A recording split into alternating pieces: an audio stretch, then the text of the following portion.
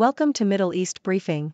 The content of the briefing includes: Robert Menendez, senator's wife, pleads not guilty in foreign agent case. How Sunak passed the Netanyahu test, for all the good it will do. Irish soldiers not nervous ahead of deployment to Lebanon. Republicans reveal threats after they refuse to vote for Jim Jordan.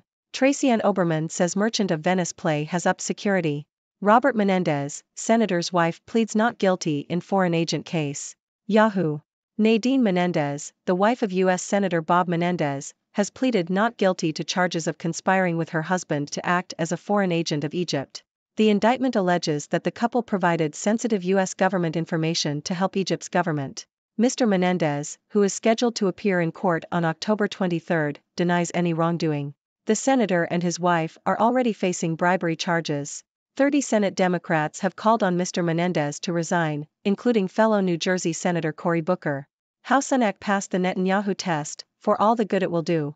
The Independent. The House of Commons has returned, but its members have retreated into a world of empty words and empty gestures.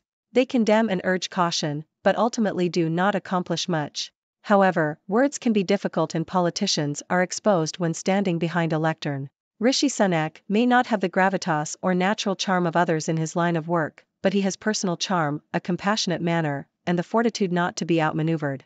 Irish soldiers not nervous ahead of deployment to Lebanon. The Independent. Irish soldiers are preparing to be deployed to a UN peacekeeping mission in southern Lebanon despite the increasing tensions in the region. Violence between Israel and Hezbollah militants in Lebanon has flared recently, amid fears that the fighting between Israel and Hamas could disrupt other areas across the Middle East. The 123rd Battalion will see 334 Irish personnel and 9 people from Malta deployed to the United Nations Interim Force in Lebanon, UNIFIL, next month. Soldiers have been given up-to-date information on the situation and have been told to counter some of the misinformation and disinformation that is spreading around. Republicans reveal threats after they refuse to vote for Jim Jordan. The Independent. Republican Iowa Rep. Marionette Miller Meeks received death threats and threatening calls after refusing to back Republican Rep. Jim Jordan for Speaker, according to a statement. Another GOP member, Rep. Don Bacon of Nebraska, said his wife received emails and texts urging her to convince her husband to back Jordan. Miller Meeks said the threats increased her concerns about Jordan's supporters. Mr. Bacon said his wife received anonymous emails and texts warning him he would lose his seat unless he backed Jordan.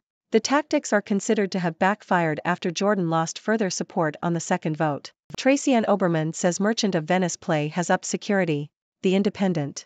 Actress Tracy Ann Oberman has claimed that her touring production of The Merchant of Venice 1936 has had to increase security measures due to the recent violence in Israel and Gaza. Oberman's adaptation of Shakespeare's play features herself as Shylock, a Jewish businesswoman. In an op-ed for The Spectator, Oberman expressed her upset at the surge in anti-Semitism resulting from the conflict. Oberman stated that audiences and critics have reacted positively to the production, and that she has been moved by their responses. However, she added that the production has had to employ security men due to threats from Jew-hating extremists. Erasing Palestine. Al Jazeera. The ongoing conflict in Gaza is not only resulting in the loss of innocent lives, but it is also erasing the identity of the Palestinian people. The country of Palestine is being erased from maps, with only Israel appearing. The word Palestine itself is disappearing from discourse, and even peace agreements, such as the Abraham Accords, fail to include the Palestinian people. Israel is strategically erasing Palestine in order to avoid questions about its occupation and oppression of the Palestinian people. The word Palestine carries with it a heavy moral weight that Israel cannot dispute. Biden's speech aims to sell on U.S. on funding Ukraine-Israel wars. Reuters. President Joe Biden will give a primetime address to discuss the U.S. response to the Israeli-Gaza conflict and the war in Ukraine. His remarks will offer a message of solidarity to the people of Ukraine and Israel, as well as address the conflict's impact on the American people. The U.S. Navy announced that the USS Mount Whitney is heading to the eastern Mediterranean to join other U.S. warships already there. The Department of Defense also plans to send 2 Iron Dome missile defense systems back to Israel. Biden recently returned from a trip to Israel, during which he pledged $100 million in new funding for humanitarian aid in Gaza and the occupied West Bank. The White House is considering additional funding requests of $60 billion for Ukraine and $10 billion for Israel. However, any funding measure must pass both the Senate and the House, which is currently without a leader. Journalists killed in the Israel-Gaza war, a look at 6 lives lost. Washington Post. At least 19 journalists have been killed in the Israel-Gaza war since October 7, the Committee to Protect Journalists said this week. 8 other journalists have been injured, and 3 are missing or detained. The majority of those killed so far, 15, were Palestinians in the Gaza Strip, where reporters face power and internet outages under Israeli siege, as well as the loss of their offices, homes, and family members. 1 Lebanese journalist and 3 Israelis were also killed, according to the Press Freedom Group. The Take, will the Gaza hospital attack be a turning point for the world? Al Jazeera. The article discusses the global outrage and response to the deadly attack on the Al-Ali hospital in Gaza. The attack, which killed nearly 500 people, is the deadliest incident since the start of Israel's war. While U.S. President Joe Biden reaffirmed Washington's support for Israel, other leaders, including Jordan's king and the UN chief, have called for an immediate ceasefire.